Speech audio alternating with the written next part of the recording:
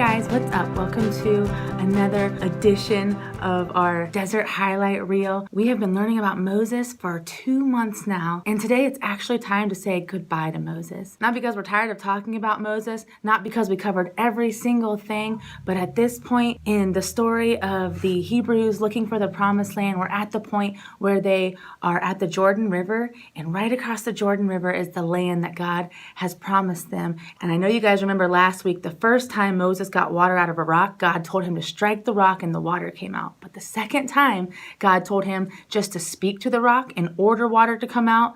But out of anger and frustration, Moses struck the rock. And because he disobeyed God, God told him that he would never get to actually go to the promised land. And so now Moses has led the Hebrews through the desert. There were some surrounding cities and countries that were seeing how strong of a nation the Hebrews were becoming. And that made those countries uncomfortable. So they fought the Hebrews and tried to take them down. But by following their leader Moses and by trusting in God, they've made it to the Jordan River now. And they're about to cross over. And so now is the time where Moses, he is going to pick a new leader because Moses is going to die. And it actually notes in the Bible that Moses is old. He's 120 years old. Do you guys know anybody that's 120 years old?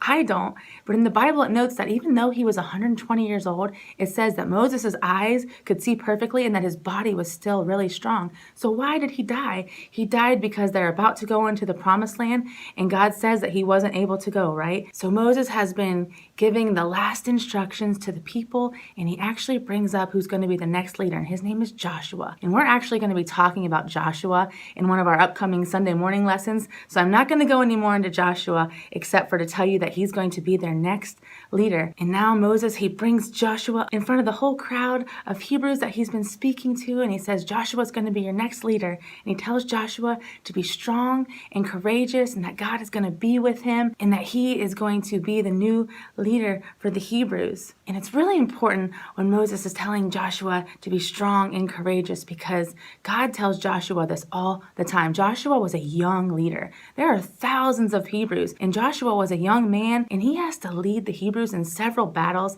So it was so important for him to hear those words from Moses and from God telling him to be strong and courageous. So now Moses has picked the new leader, and so God tells him to climb the mountain so that he can at least look at the promised land. So Moses does. He climbs the mountain there right by the Jordan River, and he looks out, and God shows him the land that the Hebrews are going to live in, the land that he has promised them. And then Moses dies there on the mountain. And in the Bible, it actually says that God buried him on this mountain. And I'm going to read the very last section of Deuteronomy that tells about Moses' death. It's in Deuteronomy 34. So Moses is up on the mountain and God is telling him, this is the land I promised on oath to Abraham, Isaac, and Jacob when I said, I will give it to your descendants. So Moses, the servant of the Lord, died there in the land of Moab, just as the Lord has said. The Lord buried him in a valley, but to this day, no one knows the exact place. Moses was 120 years old when he died, yet his eyesight was clear and he was as strong as ever. And now I'm going to skip a few verses and just read the last few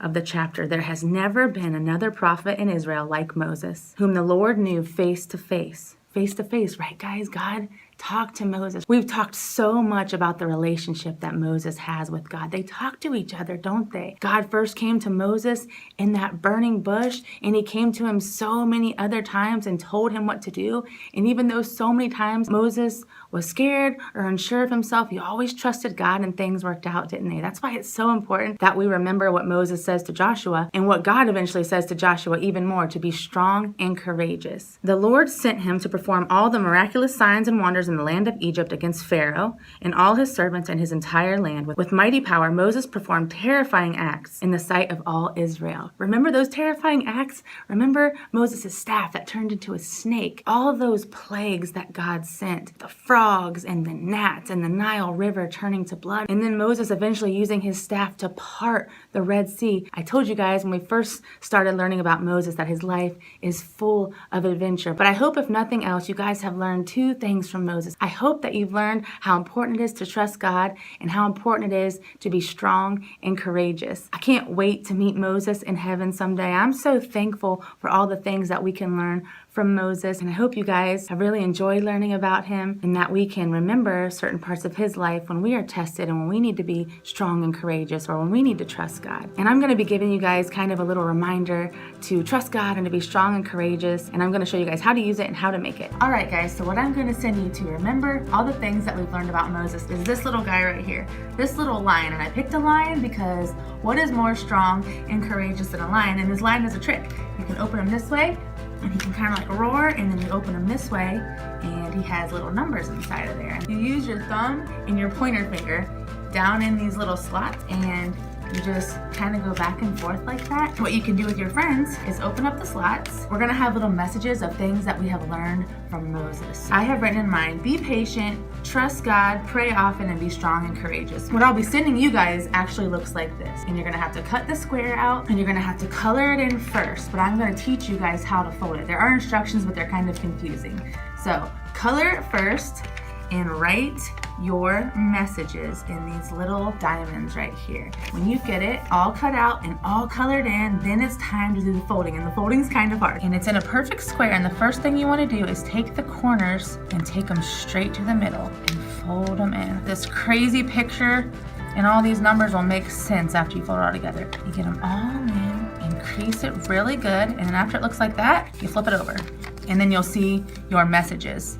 And then you do the same thing. You take the corners and you take them to the middle. And you see the lion's mouth and the numbers. And then when it looks like that, you fold it in half. And this part's kind of the tricky part. Once you fold it in half, you'll see all these different parts of the lion. But they've got these flaps. You gotta get your fingers under these flaps. Put these two fingers right up in there. And the same thing on the other side. Just kind of open that up. And that is when you can open the lion's mouth and you can take them back and forth like this. And it's kind of just a fun little game, but like I said, the most important part is when you open it up and you lift one of the flaps and you see a message of something that you've learned from Moses. What I'm gonna be bringing to your guys' house is this. It's gonna be blank. You guys are gonna have to color it and write your messages, and then you can cut it and fold it. And I hope you guys really like them, and I have loved teaching you guys about Moses, and I really miss all of you. I hope that I see some of you Sunday at church, and thank you for watching, and I'll see you later. Bye.